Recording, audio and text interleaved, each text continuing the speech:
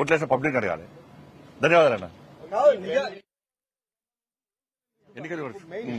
ఎన్నికలకు సంబంధించి బెంగాల్ అస్సాంలో మళ్ళీ హ్యాట్రిక్ ఎట్లా చూస్తారు?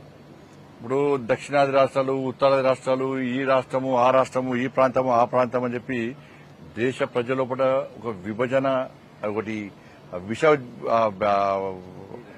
కోణాలు నింపే ప్రయత్నం చేసినటువంటి, దేశ ప్రజల లోపల అయోమయం సృష్టించే ప్రయత్నం చేసినటువంటి రాష్ట్ర ముఖ్యమంత్రి రేవంత్ రెడ్డి గారికి, తమిళనాడు ముఖ్యమంత్రి ఇంకా కొంచెంసేపు ఉన్నాడు ముఖ్యమంత్రి స్టాలిన్ గారికి ఇలా దేశ ప్రజలు గుణపాఠం చెప్పారు.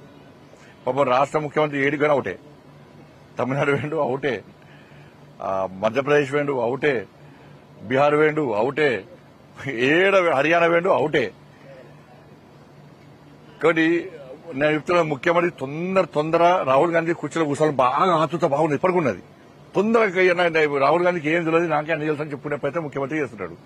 ఇవాళ ఏమైంది? ఇవాళ ఇప్పుడు వచ్చిన ఫలితాల ప్రకారం బెంగాల్లో మేము గెలిచే అవకాశాలు ఎక్కువన్నాయి, పాండిచ్చేరిలో మేము గెలిచే అవకాశాలు ఎక్కువన్నాయి, అస్సాంలో వారు వన్సే లెక్కనే ఫలితాలు వస్తున్నాయి. ఇవాళ కేరళలో ఆ కమ్యూనిస్ట్ ప్రభుత్వం 3 సార్లు 2 సార్లు అయింది కాబట్టి, ప్రజా వ్యతిరేకత ఉంది కాబట్టి అది గుడ్డిలో మీరు గెలిచే ప్రయత్నం గెలుస్తున్నారు కావచ్చు అంతే.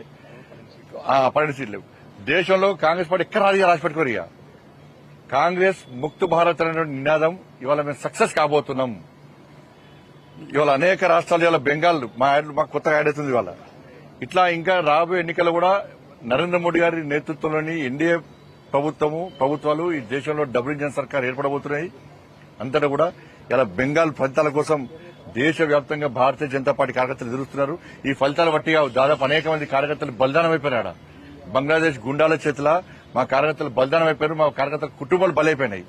దాన్ని దృష్టిలో ఉంచుకొని ఇటీవల బెంగాల్ గెలవాలి, పశ్చిమ బెంగాల్ గెలవాలని ఒక ఆతృతతోని ఇలా ఫలితాల కోసం ఎదురుస్తున్నారు. పశ్చిమ బెంగాల్ కు సంబంధించి అక్కడ ఏ పార్టీ అధికారంలో ఉంటే అందుకు భిన్నంగా కేంద్రంలో అధికారంలో ఉంటుందని ఒక సెంటిమెంట్ కొనసాగుతుంది. అప్పుడు మళ్లీ రాబోయే రోజుల్లో బీజేపీకి ఇబ్బంది మీరు వస్తారు.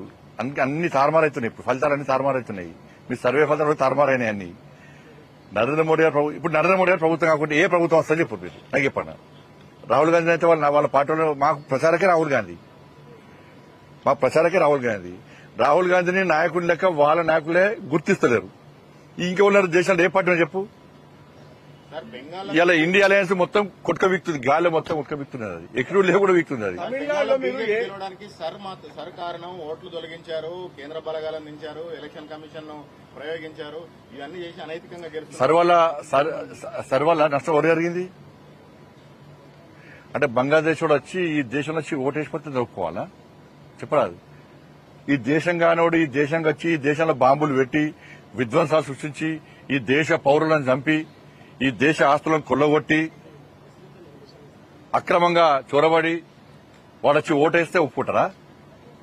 దేశ ప్రజలు ఆలోచిస్తారా? ఇలా అందుకే సరే వచ్చింది కాబట్టి బంగ్లాదేశ్ ప్రజలు కూడా ఇలా బంగ్లాదేశ్ చొరబడిదారులకు దీని ద్వారా చిరవగీతం పాడుతున్నది ఇండియా ప్రభుత్వం, నరేంద్ర ప్రభుత్వం. కాబట్టి ఫలితాలు ఈసారి ఇటీవల బీజేపీ అనుకూలంగా రావాల్సిందే, దీదీ సంగతి చెప్పాల్సిందే అని చెప్పి చెప్తున్నారు. ఇవాళ ఇప్పుడు తమిళనాడులో ఏఐడిఎంకేతో బీజేపీ జట్టు కట్టింది, కానీ అక్కడ టీవీకి అనూహ్యంగా పుంజుకున్నది. ఎట్లా కూడా వచ్చి ఫలితాలను చూస్తాం, ఫలితానికి వస్తున్నాయి కదా, చూద్దాం. ఇంకా వాళ్ళ ఆ రాష్ట్ర ప్రజల నిర్ణయం, రాష్ట్ర ఏ ప్రజా నిర్ణయం శిరస వహించాల్సిందే. ధన్యవాదాలు అన్న.